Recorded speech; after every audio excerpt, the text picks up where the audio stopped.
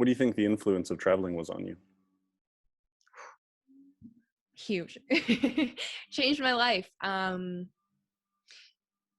First off, it took me outside of my bubble, meaning like my family, my hometown, everything like that.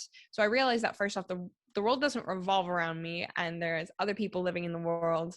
But also too, at the same time, it helped me to really figure out who I am without other people's um, opinion involved, which was great. And like we were talking earlier about trying on different hats and like making mistakes and just getting curious about things. Like when you go traveling, you can be one person this day, and then tomorrow you can decide that like you have these opinions because you're going to a different hostel in a different city, and you can just try that out. You meet new people with different experiences and perspectives, and then I started to like take those on.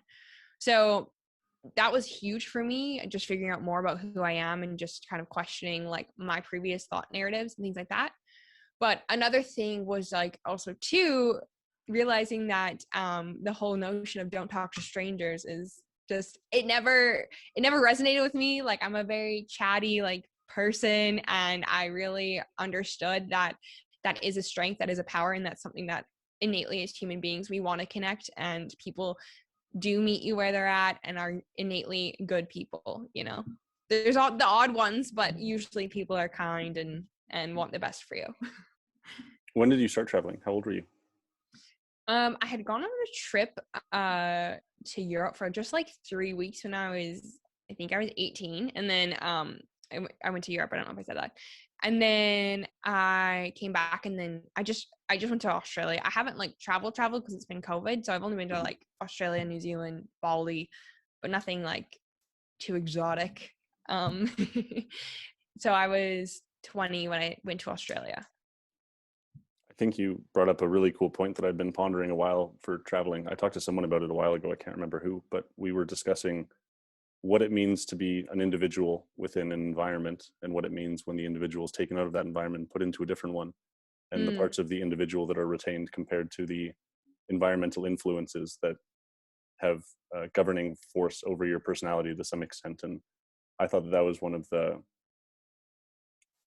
both a great burden and also a great potential life changer of traveling, is that if you leave your environment and you're not around the people that influence you to be who you are, because you have family that's going to expect to see you in some light, and you're going to have friends that expect to see you in another light, and then when you go and travel somewhere else, you're more or less a little bit lost at first because you don't have the people influencing you, and you're not at that point forced to negotiate your personality with other people, and you, as you said, you get to choose your own personality. And in that sense, you're actually able to solidify it over time as long as you're able to keep up a consistent personality. hmm I completely agree. And I don't know about you, and I'd be curious your perspective about that. Of just like, yeah, since I have gone traveling, I do feel as though I'm very adaptable to certain situations, and like I'm very empathetic, and I think that that is a strength. But like, yeah, I do know more about myself. So even no matter what space I enter, I kind of know more about who I am. Whereas once I went traveling, at first I understood how much external people and situations did impact how I showed up. You know, I was able to just be like, who is Emma? No makeup, just like whoever she is. Like, do you know what I mean? Like, how do I want to be? And yeah, traveling was huge for that. How do you think? How do I word the question back to you? I'm just gonna say it back to you. Like, how do you think? Do you think you feel more secure in who you are? And I know this is probably like such an obvious question, but since you were exposed to all these different environments. Yeah, I think that I'm able to be a chameleon in a lot of environments.